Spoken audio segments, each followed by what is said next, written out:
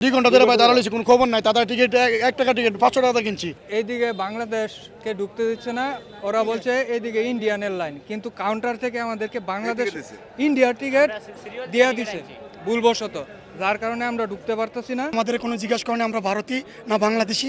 আমাদের বলছে আমাদের টাকা দিছি, আমাদের টিকিট দিছে গেট নাম্বার 1। আমরা গেট নাম্বার 1-এ আইছি।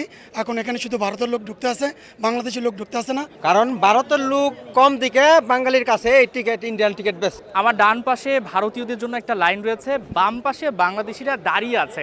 ভারতীয় যারা সিটিজেন তারা স্টেডিয়ামে ঢুকতে পারলেও এই বাংলাদেশিরা ঢুকতে পারছে না। কেন? কারণটা কি? আমরা নানান রকম অভিযোগ শুনতে পেয়েছি। কেউ কেউ বলছেন যে সকালে যখন টিকিট বিক্রি হয় তখন বাংলাদেশের একটা লাইন ছিল, ইন্ডিয়ানদের জন্য একটা লাইন ছিল। এখানে যারা দাঁড়িয়ে আছেন তারা বাংলাদেশের লাইনে দাঁড়িয়েছিল এবং তাদেরকে 1 নম্বর গেটেরই টিকিট দেওয়া হয়। কিন্তু এখানে আসার পর প্রায় 1000 খানেকের উপর বেশি মানুষ তারা ভেতরে ঢুকতে পারছেন না, কারণ এখান থেকে বলা হচ্ছে 1 নম্বর গেট শুধুমাত্র ভারতীয় নাগরিকদের জন্য বরাদ্দ করা হয়েছে এবং সেখানে আইডি কার্ড দেখে তারপর তাদেরকে ভেতরে যেতে হচ্ছে। কিন্তু যখন বাংলাদেশিরা টিকিট কাটেন তাদের কাছে কোনো আইডি কার্ড কিংবা পরিচয় চাওয়া হয়নি, কারণ তারা বাংলাদেশের লাইনে ছিলেন। তাদের দাবি হচ্ছে যে তারা যখন বাংলাদেশের লাইনে ছিলেন অবশিষ্ট ভারতীয়দের জন্য যে বিক্রি হয়নি সেই টিকিটগুলো তাদের উপর চাপিয়ে দেওয়া হয়। আমরা কথা বলবো কয়েকজনের সঙ্গে যে লম্বা লাইন।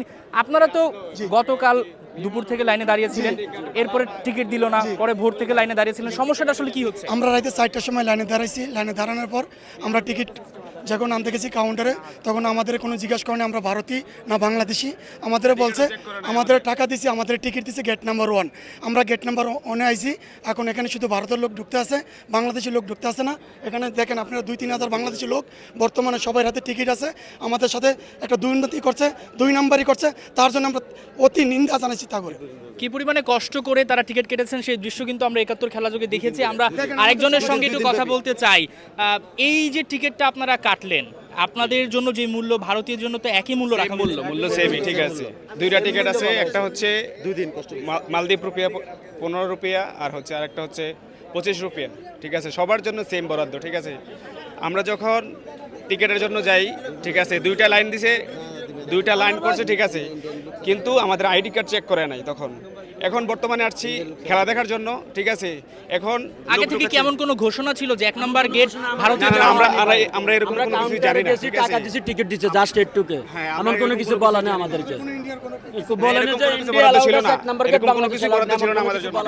আমরা আরেকটু পেছনে যাব এবং দেখানোর চেষ্টা করব যে এখানে বাংলাদেশিদের লাইনটা আসলে কত বড়, এবং পুলিশ কিন্তু বারবার সবাইকে সরিয়ে দিচ্ছে এবং বাংলাদেশিদেরকে কিন্তু এখানে কোনোভাবে দাঁড়াতে দিচ্ছে না। আমরা যদি একটু দেখাই যে পুলিশও এখানে বিরক্ত করছে। আমার হাতের ডান পাশে যে লাইনটা দেখতে পাচ্ছেন এটা শুধুমাত্র ভারতীয়দের জন্য এবং সেই লাইনটা কিন্তু খুবই ছোট, অর্থাৎ সেখানে হয়তো বা 1-150 সমর্থক হবে।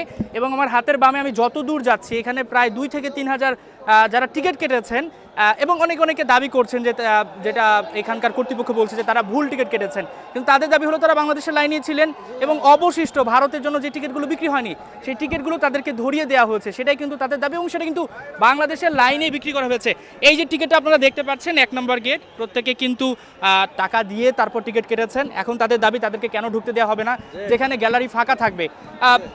বাংলাদেশের জন্য আলাদা জোন বরাদ্দ দেওয়া হয়েছে, কিন্তু তারা বাংলাদেশের লাইনেই ছিলেন। তাদের কথা হচ্ছে আমরা বাংলাদেশি লাইনে ছিলাম, তারপরে আমাদেরকে কেন টিকিট দেওয়া হলো, কেন ঢুকতে দিচ্ছে না? এখন ইন্ডিয়া বলা ইন্ডিয়ার টিকিট, আমরা বাংলাদেশের লাইন থেকে গেছি ভাই। আপনারা তো বাংলাদেশের লাইনে দাঁড়িয়েছিলেন। লাইন দাঁড়িয়েছিলাম। আর কি মনে হয় যে ভারতের টিকিট বিক্রি হয়নি দেখে সেগুলো আপনাদেরকে ধরে বিক্রি আমাকে দিয়েছে, এজেন্ট দিয়েছে। ভারতের টিকিট বিক্রি হয় নাই, এজন্য আমাদের টিকিট দিয়েছে। আমরা তো টাকা দিয়ে কিনছি নাকি? কারণ ভারতের লোক কম দিকে বাঙালির কাছে এই টিকিট ইন্ডিয়ান টিকিট বেচছে। তাহলে আমাদের একবারও কি দিব না? একবারও কি পরিচয় জিজ্ঞেস করছিল আপনাদের? না না, পরিচয় জিজ্ঞেস করে নাই। আগে থেকে কোনো ঘোষণা ছিল যে 1 নম্বর গেট? না না না, কোনো ঘোষণা ছিল না। যে এই পরিমাণে লাইন আমি দেখতে পাচ্ছি, বিশাল এক লাইন।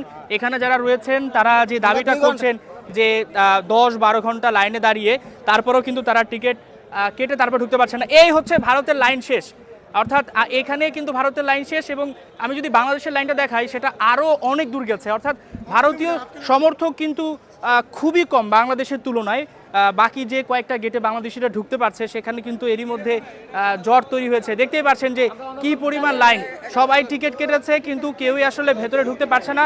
এবং আমরা কিন্তু যারা সাফ অথরিটি রয়েছে তাদের সঙ্গে আমরা যোগাযোগ করার চেষ্টা করেছি, তারা কিন্তু কোনোভাবে এর সদ উত্তর দিচ্ছে না। প্রত্যেকেই আসলে ফাইনালের টিকিট যে সোনার হরিণ পেয়েও কিন্তু তারা খেলা দেখতে পাচ্ছে না। কেন ঢুকতে দিচ্ছে না কি বলছে?